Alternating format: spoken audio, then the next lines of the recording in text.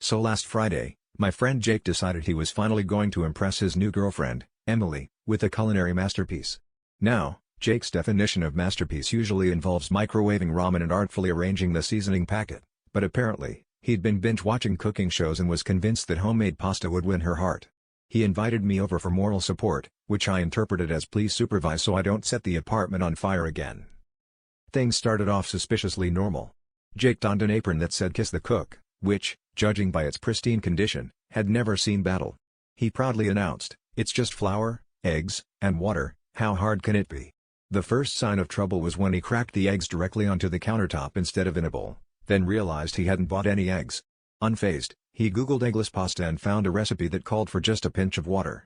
Jake interpreted this as add water until you question your life choices.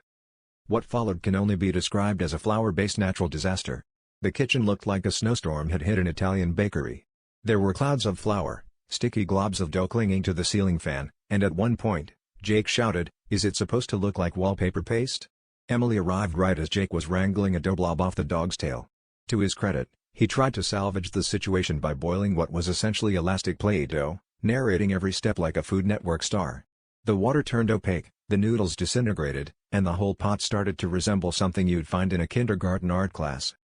At the end of the night, Jake presented his deconstructed spaghetti which, for the record, was just a bowl of hot, starchy water with a lone parsley leaf floating for garnish.